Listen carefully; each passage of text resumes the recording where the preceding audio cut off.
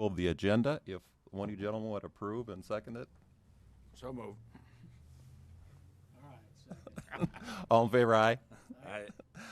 Aye. Approved agenda. This time, if there's anyone in the audience that would like to make a public comment for any topic that is not on the agenda, now is the time. This is for, in compliance with open meeting laws. If there is anyone, now's the time.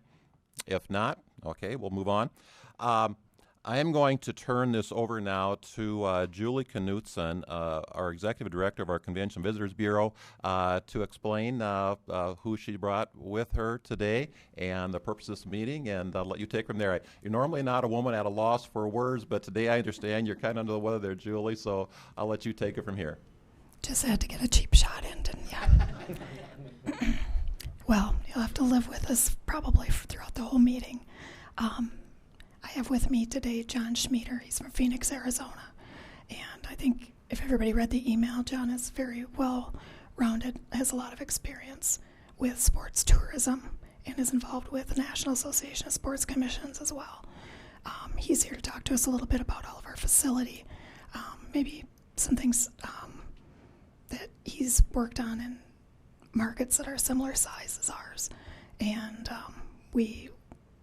I've taken him around to see the facilities, and we'll ask him to give us a proposal, and what we're looking for is city support with maybe bringing in somebody to really utilize our facilities, maximize that, bring in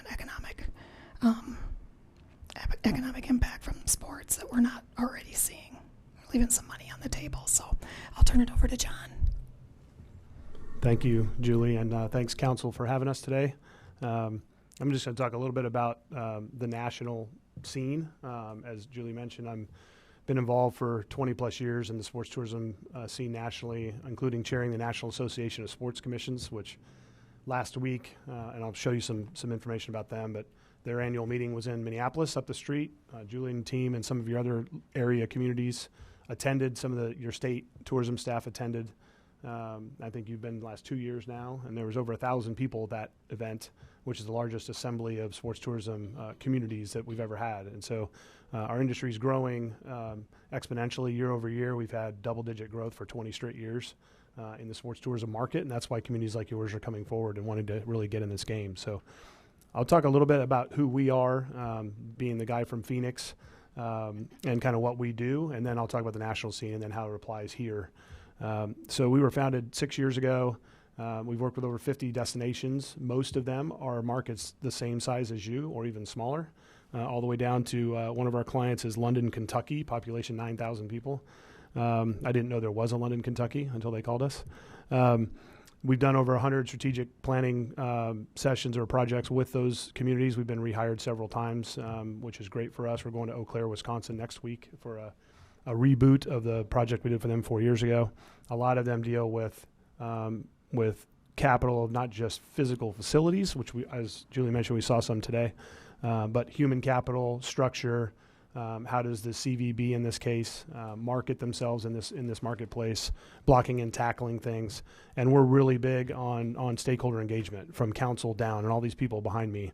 Our process that I'll talk about in a moment literally engages as many people. We want to get as many people inside the tent as we can, and that goes from Parks and Rec to the schools to the facilities we saw today and their managers to tourism folks to elected officials. And so we want to be all-encompassing when we run our processes. So this is your first acronym of the afternoon, NASC, which I mentioned, National Association of Sports Commissions. You are a member. One of the 1,000 members that they have now. Now that I'm one of the older guys in that room, back in my day when I started attending that show, I joked this morning at breakfast that the first one I went to in 1998, we actually had less than 100 people in the room, and we did the whole event in a Holiday Inn meeting room with a speaker dais where we just rotated the program through. There was no exhibitors. There was over 100 exhibitors last week in Minneapolis. There was no off-site hospitality shows. We went to US Bank Stadium for the opening reception. It's a totally different world. And the reason why I show you this graph of the last 10 years of growth of the association is to reemphasize what I've already said. These are all small and mid-market bureaus. They're not sports commissions. They're not the dome big cities like Atlanta and Dallas who've been at this a long time. They're cities just like you. They're cities just like your neighbors down the street. Sioux Falls has been active in this space for a long time, and they're pretty good at it.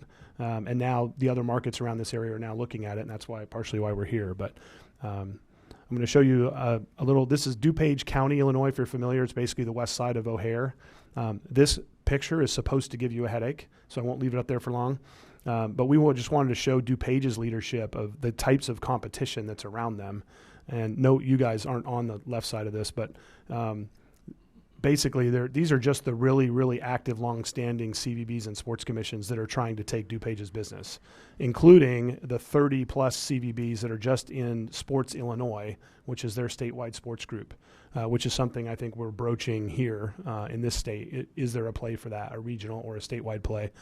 We would touch on that in our process, which I'll talk about in a minute. But just to give you an idea, these are 100-mile radius circles, and as you can see, I mean, just in your neighborhood, there are a lot of really good players. And so our goal as a consultancy to you would be to how do we differentiate ourselves with the budget, the staff, and the facilities we have today, whether or not a new facility, I think the ice sheet one has come up, whether or not that ever gets built. How do we play tomorrow better than we play today in structure and human capital and budget?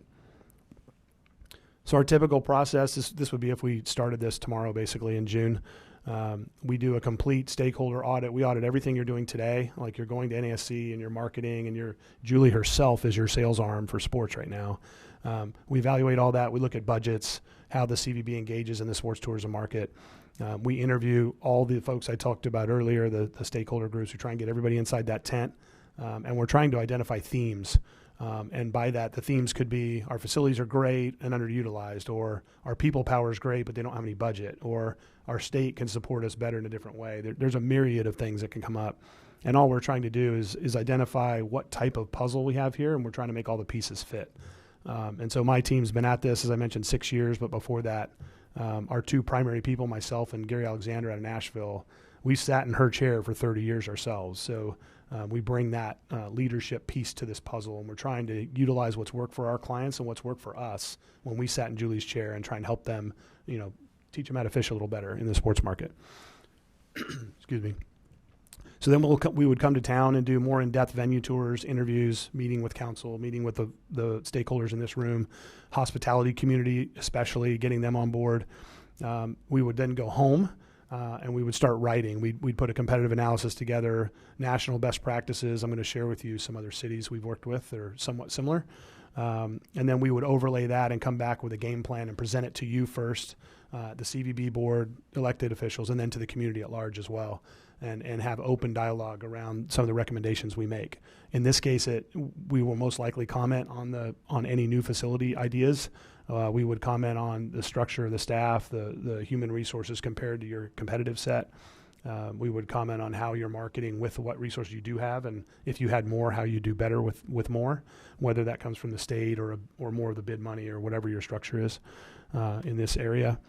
And then we always book follow-up time afterwards, because once we turn over the playbook, we'll literally hand her a playbook that says, this is what we're going to do tomorrow, and here's what we're going to do down the road. So literally just follow the plays. Just get up to the line of, my dad is a football coach, so get up to the line of scrimmage and call the plays. And then how sometimes there's executional issues or questions they'll have after that. So we usually book time on the back end to help with. When you get stuck on item number 3 on page 7, you'll call us, and then we'll get on the phone and we'll try and help you get unstuck on that item. So just a few national things that we've seen out there that have been really positive, best practices that we'll share here, especially in smaller markets like this where you don't have a big convention center box or what we call an anchor facility, where you don't have a mega sports complex like a city like where I live in Phoenix would have. We have 3 20-field soccer complexes to choose from. So we're pretty blessed in that respect, but we've got 5 million people within 20 miles of Phoenix. So it's a lot different environment. But in the smaller communities we work with, utilizing your local promoters. We've already met some of your softball folks today down the street, and where we were the last 2 days in Brookings. They've got a great soccer club that does a lot of soccer promotion. We would, as part of our report, undoubtedly, we would seek them out, interview them, talk to them about what resources they need to grow the tourism business for the community. And then we would put in our recommendations of how the CVB in this case, in the city, could potentially help them and engage them in a much bigger way that meets the mission of the CVB in this case. That also plays into created events, and we use the word incubated, which means like the CVB. A lot of our CVBs are active partners in event creation. They don't own and operate the events. They let the promoters do that, but they're usually the financial arm and the volunteer engagement arm to make the events bigger and better and launch them from scratch, and then let the event promoter take those into the future. So that's been really popular, especially with a lot of our smaller communities. The Parks and Rec and university and school partnerships play into that. They're the ones with the keys to the kingdom of the venues in most places. So our relationships and alleviating any barriers between schools and Parks and Rec and local community user groups is something we spend a lot of time on, especially in a case like this where the Bureau's hired us to help them grow their tourism, sports tourism impact. Oftentimes, obviously, community users, I'm sure you all have gotten phone calls when you have hosted tournaments from people in your districts that have said, hey, how come we can't play there on Friday because there's some tournament that I didn't know about. Now my kids don't have a place to play. We help with language of how to deal with those phone calls and how to better communicate those types of things to our community user groups. Same thing with universities. We're pretty fluent in university and school conversations, whether it's high school, university, middle school, whoever has those facilities, on their own teams using the facilities or their own intramural club sports versus the tourism uses and how we collaborate. So we can even create championships around those user groups that then engage them even more and give them something to host locally that also hits the mission of the Bureau and what you've tasked them with from the city side. And again, in this case, I know she's going through budgeting process right now for 2019. We always recommend having a dedicated sports person. If you're really going to get in this space, it's really hard for a CVB president or executive director in this case to be wearing 15 hats, and sports happens to be one of them. Our industry, like most, is really relationship based, and it's really hard to build really, really, really consistent relationships when you've got 5 other things on your plate. And so we often recommend a sports development or salesperson, whichever terminology you want to use. And then if you have the bandwidth to have, once you get rolling and start doing more tournaments, you need somebody to service and help run those events. And so if you have the bandwidth, a lot of our smaller markets are even having, like Eau Claire has a salesperson and a service person. So one of them books it and one of them cooks it, to use a hospitality term. So lastly, there's just a few markets we've worked with that are somewhat similar in size and scope to what we'd be talking about here. Lewiston, Auburn, Maine's a really cool case study. I could go on for an hour about Lewiston, Auburn. That's where Patrick Dempsey's from. Dr. McDreamy, for you Grey's Anatomy people, he's from Auburn, Maine. His family's very active there. They've created a bike race around his family's name, and he shows up, and he's kind of the master of ceremonies. But it's a huge event, small market.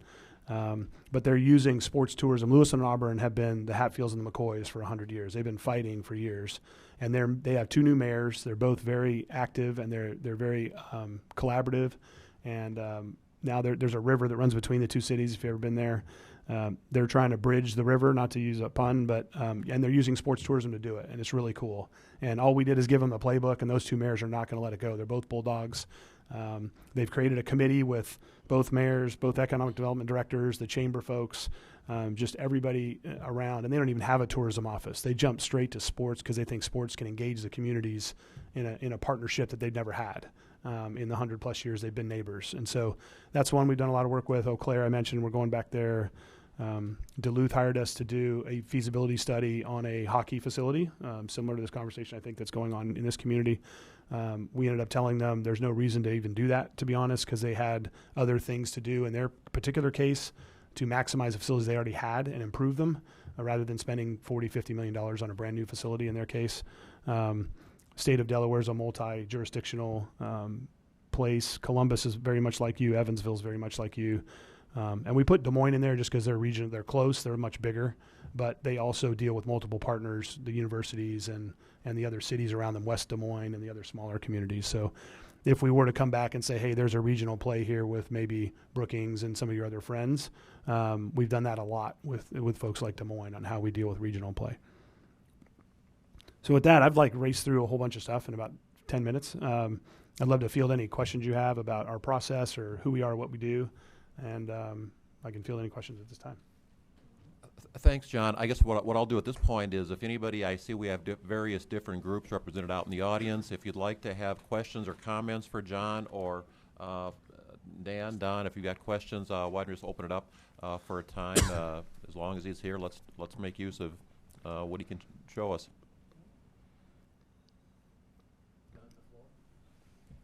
Thanks for coming.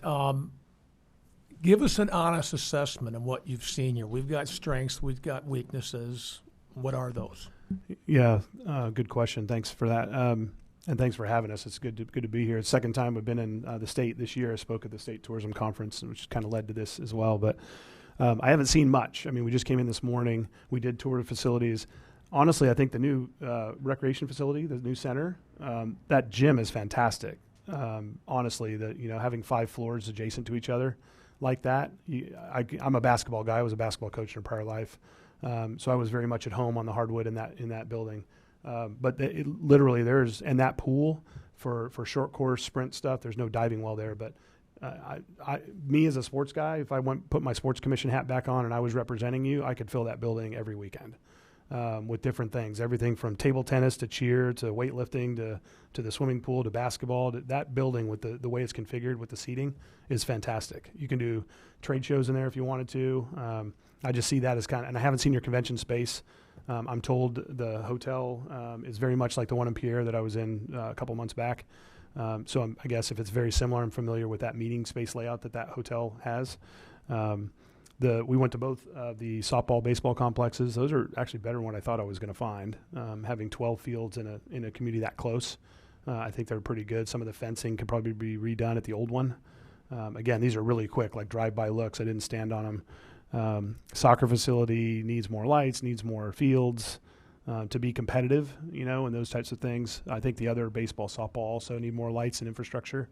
The new one looks great. I mean, obviously it's brand new, so it's going to be great until over time the fields will need upgrades and that kind of thing. But I didn't see any turf. A lot of our clients in climates like this go the turf route.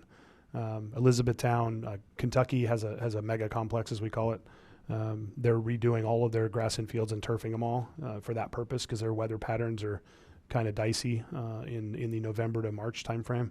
And so they're actually going to extend their season by putting turf in by 10 to 15 weeks, and it's a tournament-only facility. They don't host any local play on it at all in Elizabethtown, which is unique. And there are some cities that are doing that. They're building tournament-only facilities and putting, long answer to short question, but a lot of our clients, which wasn't happening 10 years ago, but they're putting CVB, bed tax money, food and beverage tax money into bricks and mortar facilities, which 10 years ago, if she'd have said that in front of you, you might have asked for her head. But now everybody's doing it. And we have a big laundry list of cities that are doing that, many of them here in this region because of the weather thing and honestly because of control, because the community groups who pay for the parks and rec facilities generally and the schools that pay for their facilities, they built them for themselves. They didn't build them for tourism necessarily.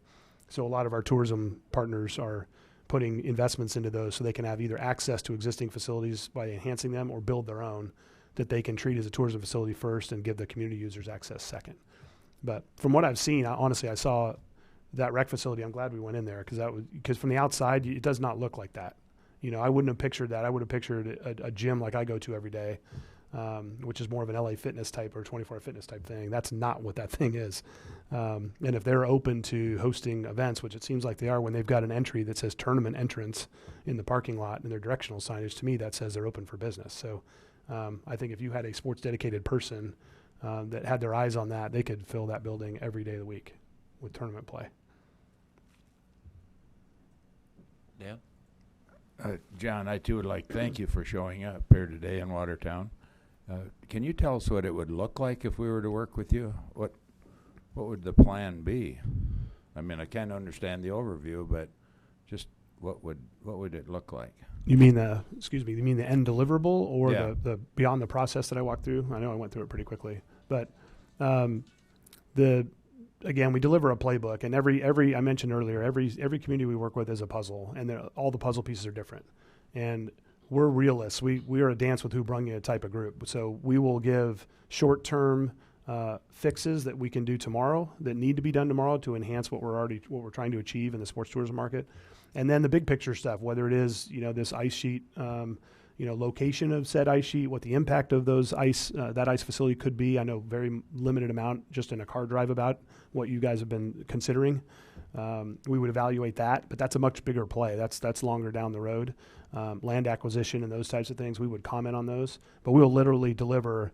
It's usually a 26 to 36 page report that says, here's what we saw, here's the SWOT analysis of what we saw, talking about venues, people, budget, all those capital things I talked about, and then what we can do with those today, and then down the road, if we can find more budget or more support from other places, then we can do those things as well.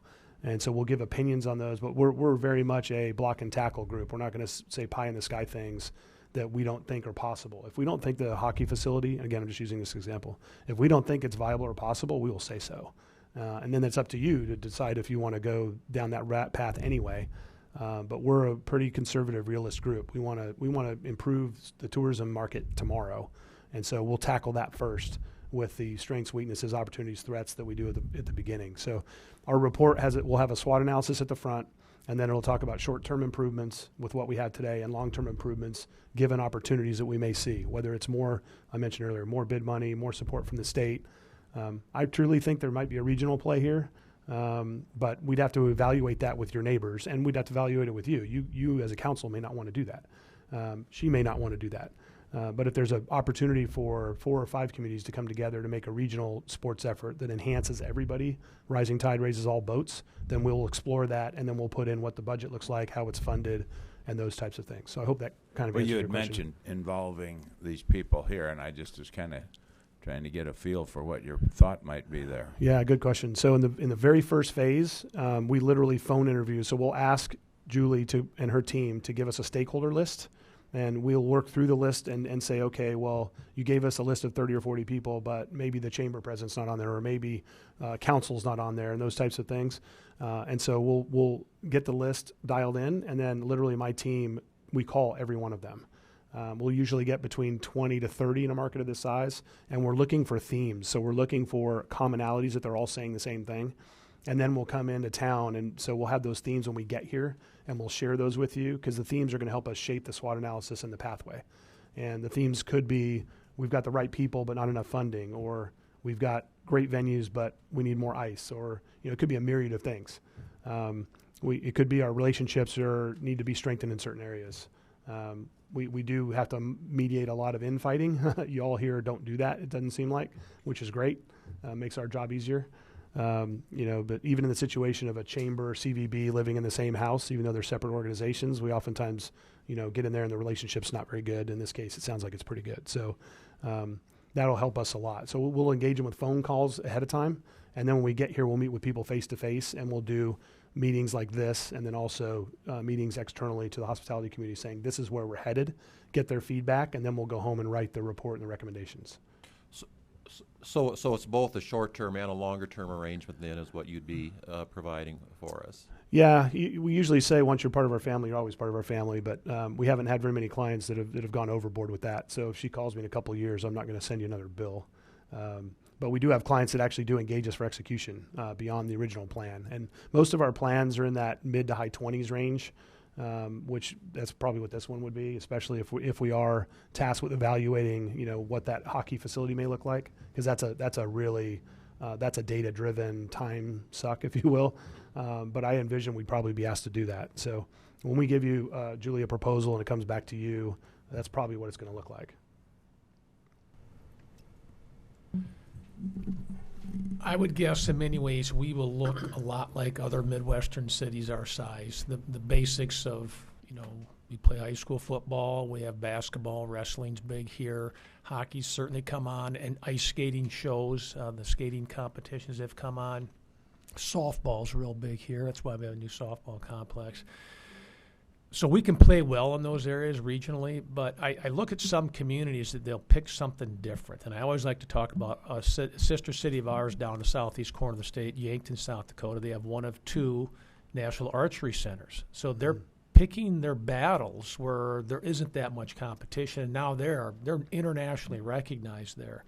Can you put some color around that? How do we do that? I mean, do you guys get involved in that? We definitely do. And some of our clients, our longest standing client is USA BMX, and it's the fastest growing sport in America right now. And if you didn't know, BMX has been in the Olympics since 2008. Just won our first gold medal when I put on my USA BMX flag, our gold medal.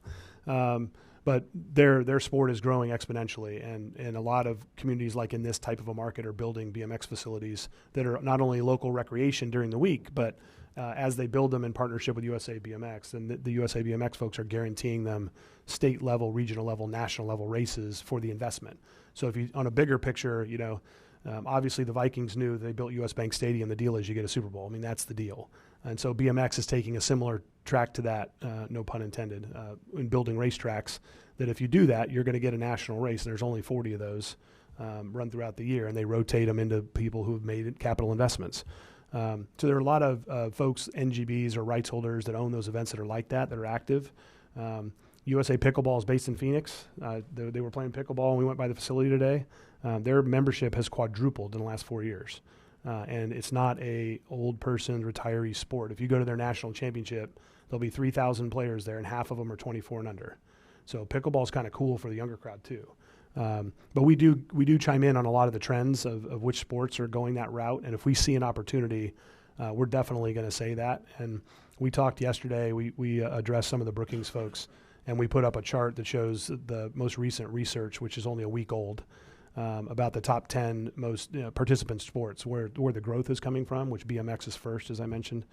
But stand-up paddleboard was first last year. It's still in the top 10. There's a bunch of pickleball's like 5 or 6. There's a bunch of interesting sports in there that weren't in there before. And on the Olympic program, we may think in a market like this, the Olympics aren't really that important. We're not an Olympic host city like a Salt Lake or something like that. But in reality, if you get on the Olympic program, the studies have shown over and over that membership and participation grows. And so the most current sports that were on the summer program last time around in Rio were golf and sevens rugby. Sevens rugby's membership has doubled. Golf is still relatively flat. I'm a golfer. We do a lot of golf projects around the country as well on that issue. But the next program has freestyle BMX on it. It has skateboard on it. You've built a skateboard facility that I saw today. And so some of those sports, if we get our hooks in them early, like right now, USA Skateboarding doesn't even know how to govern themselves. And so let alone they don't have a whole lot of host partner cities reaching out to them going, hey, let us grow with you along this path. Let us be one of your home cities. As you figure it out, let us help you figure it out. And that's an opportunity for all of those NASC members that are on that chart. But maybe there's an opportunity for us to do it right here. So, we help with that a lot. We'll point out where those opportunities may be, especially when we can build a unique relationship like an archery that nobody else has. Any other questions or comments from the audience? I think, excuse me. I think I just want to mention too that John and I had a lot of conversations about kind of the ancillary type of things, things that come in utilizing Lake Kempeska, our bike trails, marathons, different kinds of races, that kind of thing. The big stuff that people really come into town, that's our mission, is to bring people in from outside the area. And so there's so much out there that we can do, having somebody like John on board, because he's got those connections and he knows the fit. For me, I'm a member of NASC. I can go through the RFPs. There's literally thousands of them every year. So to go through, that will help any of our growth with trying to get these hotels built that maybe we're talking about building. We need to probably bring some things in off season. Summers are pretty full. We're pretty packed in the summertime. We can kind of laser focus some of the efforts there that we aren't right now. And so I think that it just goes beyond just the facilities that we have right now, but our natural resources as well. Golf course, all that stuff. One of the other trends I didn't put up there is on the created event side, a lot of our clients are sports and entertainment and events. The line between sports and entertainment and events is getting more blurry every year.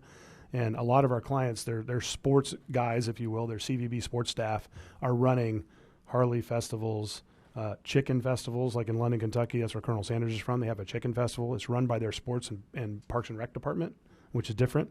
They're running all kinds of different things, music events over 3-day weekends that are not sports related. But the putting on a sporting event, putting on a marathon or a softball tournament, those things, we talk about people who wear backpacks and execute events. It's the same to do a Harley festival or a music festival. It's the same skills. You're trying to take care of great planning and everything outside the field of play. You're just trying to make that environment for the guests great and let the promoter or the event organizer run their event. It's the same thing with a music promoter. So a lot of our clients are changing their sports department into sports and events. and creating assets in times of need for the hospitality community with the infrastructure and the facilities that you have. And so folks are getting really entrepreneurial out there, and they're not answering all these RFPs. Because if you go compete against all those people on that map I sent you, I mean, if you compete against Minneapolis, they've got 4 guys in there that are operating at a Super Bowl level, literally with Final Four, Super Bowl, and all those things. We can't play that game. We've got to play a different game, whether it's archery or something unique, and we've got to build our own relationships, and we can't really bid against them with RFPs. So it's not usually a healthy game to play with limited resources. So that's part of our deliverable. We want to help with that playbook, saying, look, let's not try and compete with Minneapolis or Sioux Falls. Let's create our own game and try and win our own game. Any other questions, comments out there? Yeah. I was just going to ask about. You wanna- You said you'd come You up. We're recording, so you gotta Okay. go on the record. introduce yourself and I'm Susie Strapp, and You're on. Am I on? I'm Susie Strapp, and I work with the youth wrestling program here in town. So I'm just wondering, when you partner with these existing sports groups, and you bring in an event to town, what do those partnerships look like? Good question. So usually, again, I mentioned it just briefly there a minute ago, but the best CVB, sports commissions, whatever they call themselves, whatever structure they are. And oh, by the way, not all sports commissions are really in the event business. What used to be, if you were a sports commission, you were producing events. Now, some CVBs call themselves sports commissions and really still just do the heads and beds thing and don't really run events. So it's gotten really gray again there. But the best sports destinations, whether they be a CVB or a sports commission, again, handle everything outside the field of play. In your case, you may want to bid on a USA Wrestling sanctioned event. I'm assuming you're a USA Wrestling member of some sort with those guys. But if you were to bid on a folk style or something like that, you're going to say, hey, we need some financial resources. I need a venue, whatever other equipment you may not have. Usually that partner would fund some of that. I'm not putting on the hook for money, but that partner would usually fund some of that. And then on game day, it's up to you and USA Wrestling to run the mats and run that thing and hire the officials and pay the officials and do all that. Everything outside the field of play, the best sports destinations handle all that, so you don't have to deal with it. You should just be focused on what's going on in the mats and not have to worry about all the noise out there, right? And in our case in Phoenix, I had a guy named Ed. He now works for the Phoenix Suns, but Ed was my marketing guy, but he just loved doing events. And so on the weekends, he held his hand up on all those holiday weekends and said, I'll go out to the field hockey event, I'll go out to the lacrosse event.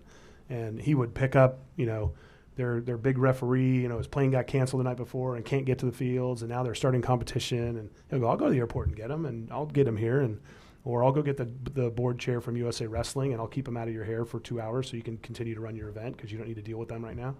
Mm-hmm. Ed took care of everything outside the lines, and we had clients that rebooked with us just purely because we had him. And so in a great scenario, best case, that they would have somebody like that, and they would be handling everything outside the field of play. Mm-hmm.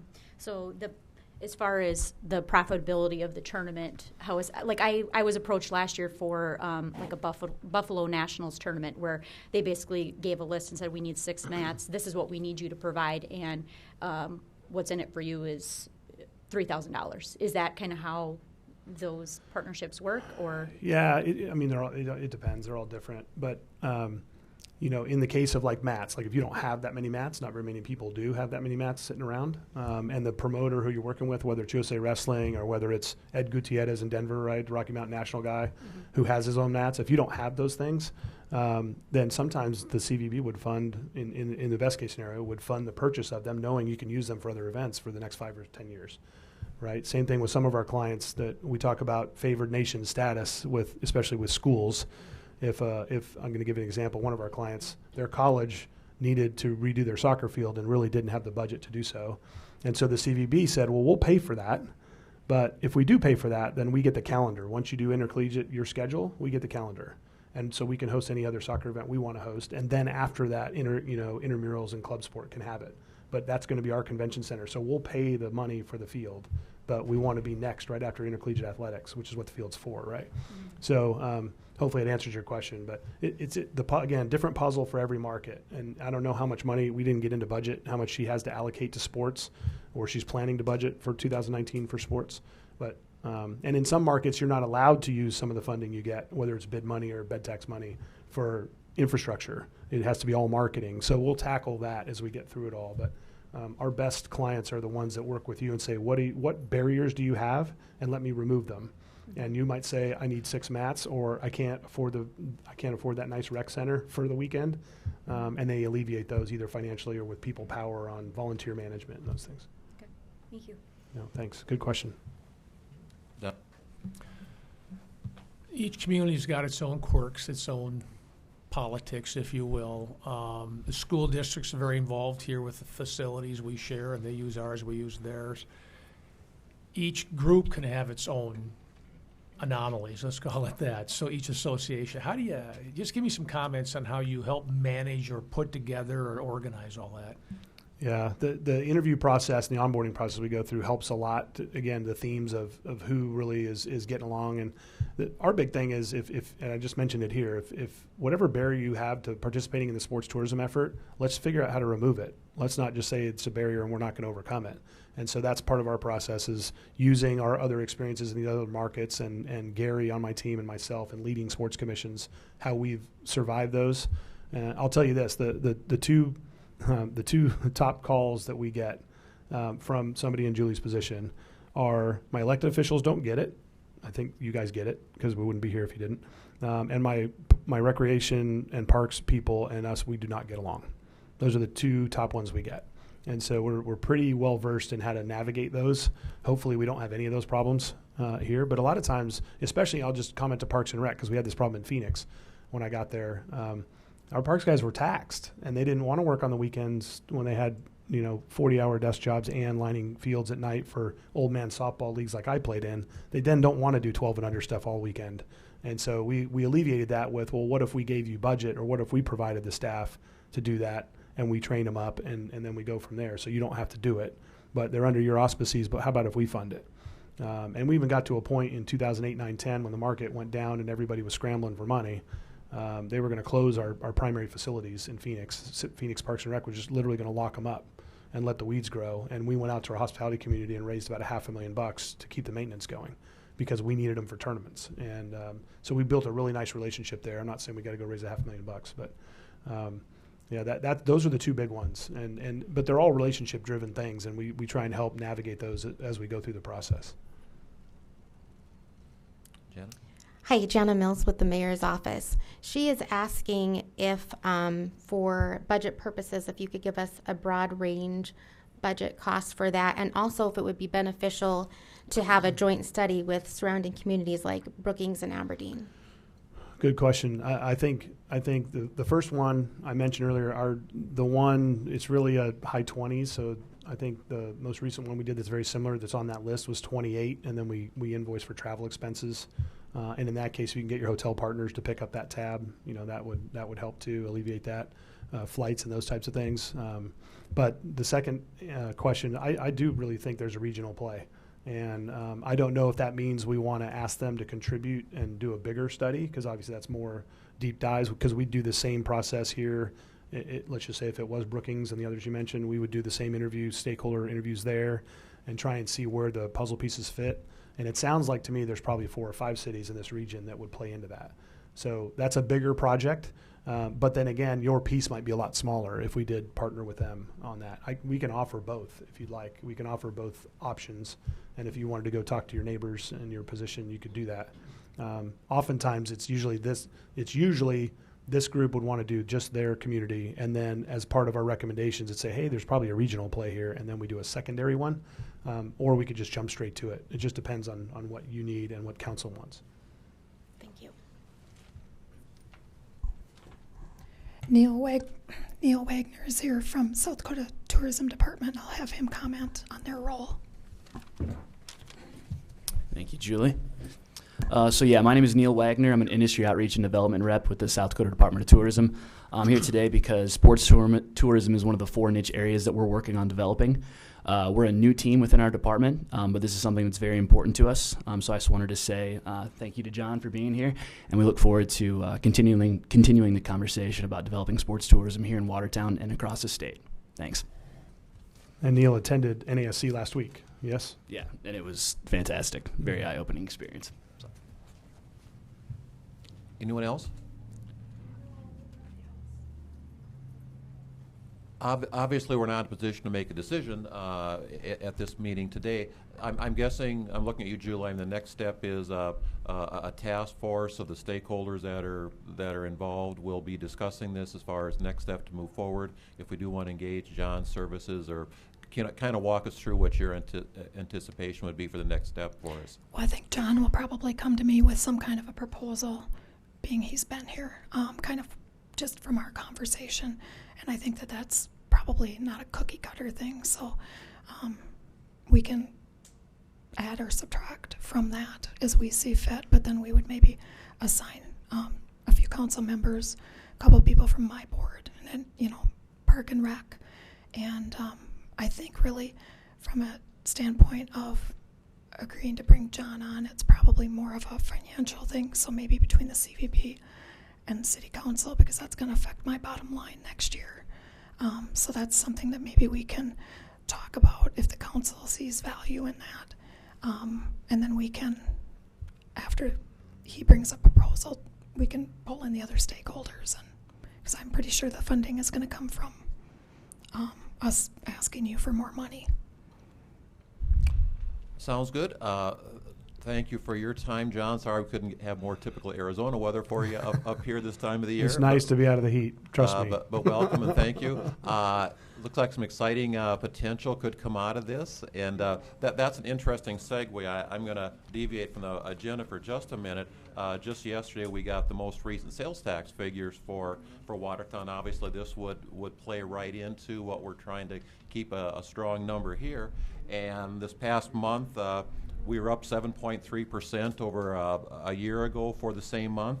For the last 12 months, we're up 4.25%. For the last 6 months, we're up 7.46%. So nice trends to have, and something like this could definitely continue to add to that. So again, thank you for your time, and see where we go from here. Our third penny also last year had the biggest increase that we've ever had as a CVB. So that was, we're heading the right direction, I think. Definitely. Any old business? Any new business? No need for executive session, so with that, I'll entertain a motion to adjourn. We are adjourned. Thanks for having us. Appreciate it. Thank you for coming.